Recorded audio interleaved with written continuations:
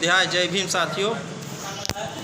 इस समय आज प्रेस क्लब बस्ती में मास जिला इकाई बस्ती उत्तर प्रदेश के तत्वाधान में यहाँ पर कार्यक्रम आयोजित किया गया है, जिसमें लिखा गया है मौलिक अधिकार संघर्ष समिति अनुसूचित जाति अनुसूचित जनजाति एवं अति पिछड़ा वर्ग कर्मचारी संगठन, जिसमें यहाँ पर ए.के. नंद राष्ट्रीय संगठक हैं और यहाँ पर मौजूद है। हम इनसे जानकारी लेना चाहते हैं। साथ में यहीं पर नंद किशोर वर्मा जी एडवोकेट हैं जो गोंडा से चल कर के आए हैं। दोनों लोगों से मैं जानकारी लेना चाहता हूँ इस मास संगठन के तरफ से क्या संदेश देना चाहते हैं।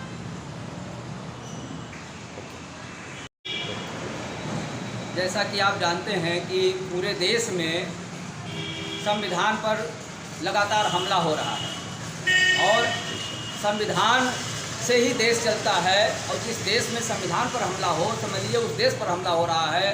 ताजुब इस बात का है कि किसी देश पर कोई बाहरी शक्ति हमला करती तो कोई बात नहीं थी, लेकिन हमारे ही देश के लोग अज्ञानतावश स्वार्थवश जो है वो संविधान पर हमला कर रहे हैं, संविधान का उल्लंघन कर रहे हैं, संविधान की अवहेलना कर रहे हैं। जो हम सब लोगों के लिए एक चुनौती है, उस संविधान की रक्षा के लिए, उस संविधान को बचाने के लिए, लोकतंत्र को बचाने के लिए हम लोग ये कार्यक्रम पूरे देश में जगह जगह जो है हर अवकाश अवधि में कार्य करने का काम कर रहे हैं, जिससे हमारे मौलिक अधिकारों का हनन हो रहा है। और मौलिक अधिकारों का जब हनन होता है तो इस देश की आम जनता जो है बिल्कुल से जो है घुल की तरीके से पिस जाती है। ऐसी स्थिति में इस देश की जनता के कल्याण के लिए, समतामूलक समाज की स्थापना के लिए, सशक्त और विकसित राष्ट्र की स्थापना के लिए जो हमारे सभी महापुरुषों का एक सपना था, हमारे बाबा साहब का सपना था, संत कबीर का सपना था, पेरियार रामास्वामी नायकर का सपना था, ज्योतिबा फूले का सपना था, जो शैक्षिक क्रांति के जनक ज्योतिबा फूले जिनका आज 131वां परिनिर्वाण दिवस है, उस परिनिर्वाण दिवस के अवसर पर हम लोग ये प्रशिक्षण शिविर आयोजित करके इस बस्ती जनपद के भी लोगों को जगाना चाहता हूँ, बताना चाहता हूँ कि आप सब लोग जो है संविधान बचाओ, लोकतंत्र बचाओ और भारत बचाओ अभियान में मास के साथ कदम से कदम मिलाकर चलने का काम करें। जब संविधान बचेगा तभी देश बचेगा, और जब देश बचेगा तो हम लोग भी बचेंगे।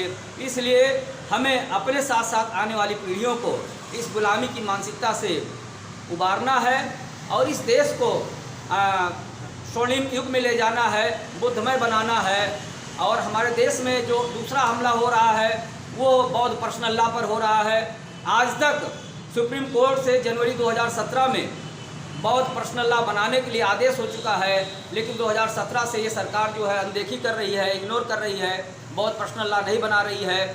और जब उनसे चर्चा की जाती है तो कहते हैं कि अभी हमारे विधि आयोग के अध्यक्ष नहीं है, और विधि आयोग के अध्यक्ष नहीं है, विधि आयोग हमारा पूरा नहीं है, इसलिए हम बौद्ध पर्सनल लॉ नहीं बना पा रहे हैं। और जिसके नाते हमारा जो बौद्ध पर्सनल लॉ ना होने के नाते हम लोग हिंदू लॉ से डील किए जाते हैं, और हिंदू लॉ से डील करने के नाते हमारे जितने संस्कार हैं वो सब कुछ जो है हिंदू धर्म की मान्यता के अनुसार समझे जाते हैं, जाने जाते हैं। हमारे चाहे वो डाइवोर्स का मामला हो, चाहे संस्कार का मामला हो, सब कुछ जो है हिंदू विधि विधान के अनुसार ही मान्यता प्राप्त है। कोर्ट में जब हम जाते हैं तो हमारी भी मान्यता जो है हिंदू लॉ के अनुसार ही गिनी जाती है। इसलिए पूरे देश में हम लोग जो है बौद्ध पर्सनल लॉ को लागू कराने के लिए जन जागरण का अभियान चला रहे हैं। और उसी तारतम्य में आज यहाँ पर बस्ती में यहाँ के कार्यकर्ताओं को जो है ये बताना चाहता हूँ कि प्रशिक्षण शिविर के माध्यम से कि आप सब लोग जो है बौद्ध पर्सनल लॉ को जानो। जब तक बौद्ध पर्सनल लॉ को नहीं जानोगे, नहीं समझोगे, तब तक बौद्ध धर्म को नहीं जान पाओगे। हमारे देश में हिंदू लॉ है, क्रिश्चियन लॉ है, मुस्लिम लॉ है, पर्शियन लॉ है, लेकिन बौद्ध पर्सनल लॉ नहीं है। तो जब सभी धर्मों का लॉ है और लॉ और कानून से ही किसी धर्म का, किसी समाज का जो है सारा जो है कार्य और व्यवहार होता है, मान्यता होती है, ऐसी स्थिति में हम लोग भी जो है बौद्ध पर्सनल लॉ को मान्यता दिलाना चाहते हैं। और आपके इस न्यूज़ चैनल के माध्यम से इस देश के आवाम को, इस देश के शासन प्रशासन को मैं ये सूचना देना चाहता हूँ कि जो है समतामूलक समाज और सशक्त और विकसित राष्ट्र के निर्माण के लिए हम लोगों को मौलिक अधिकारों के प्रति जो है सचेत होना है और हमारे मौलिक अधिकारों का जो निरंतर हनन हो रहा है उसे रोका जाए। हमारे आरक्षण पर जो हमला हो रहा है उसे रोका जाए, और जन जन पर जो कुठाराघात हो रहा है, लोगों को ज़बरदस्ती जो है किसी धर्म से जोड़ने का काम किया जा रहा है, इसे रोका जाए।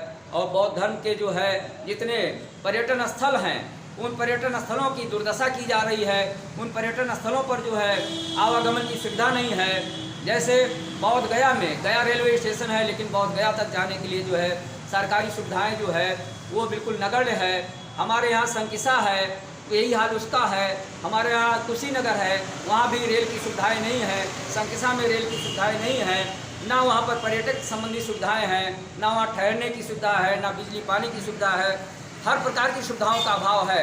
इसलिए हम लोग चाहते हैं, श्रावस्ती का भी यही हाल है।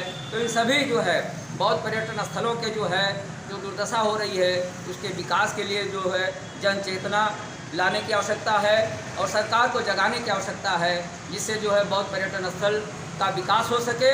और विदेशों से जितने पर्यटक आते हैं, लगभग 100% सारे पर्यटक बौद्ध पर्यटन स्थल पर जाते हैं, और उस बौद्ध पर्यटन स्थल पर हमारे देश में आने से हमारे देश की मुद्रा का, हमारे देश की आय का, हमारे देश की विदेशी आय का विकास होता है। हमारा देश आर्थिक रूप से सुदृढ़ होता है। इसलिए जो है हमें सबको जो है बौद्ध पर्यटन स्थलों के विकास के लिए और उसकी सुख सुविधाओं को जो है बहाल करने के लिए हमें संघर्ष करना है।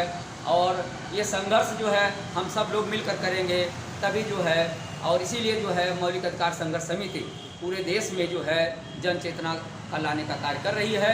हर संडे, हर रविवार को जो है जितने भी अवकाश हैं, सभी अवकाश अवधि में अनुसूचित जात, अनुसूचित जनजात और अन्य पिछड़े वर्ग के लोग, जिन्हें मूल रूप से पिछड़ा कहा जाता है, जिन्हें अधिकार वंचित कहा जाता है, जिन्हें आरक्षित वर्ग कहा जाता है, जिनका धार्मिक शोषण होता है, सामाजिक शोषण होता है, सांस्कृतिक शोषण होता है, उन्हें इस सांस्कृतिक, धार्मिक शोषण से, सामाजिक शोषण से, आर्थिक शोषण से बचाने के लिए हम सब लोग जो है इस मुहिम को चला रहे हैं। माँ संगठन के माध्यम से जो है लोगों को जगा रहे हैं। बहुत बहुत धन्यवाद।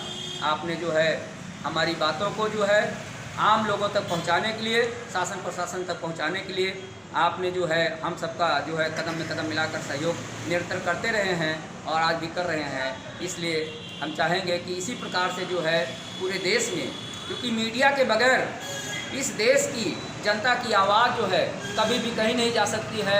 इस देश की जनता जो है गूंगी और बहरी हो जाती है, और जब मीडिया सार्थक दिशा में काम करती है तो सार्थक दिशा में जो है विकास होता है, पहल होती है, और इस देश का नाम जो है दुनिया के कोने कोने में जाता है।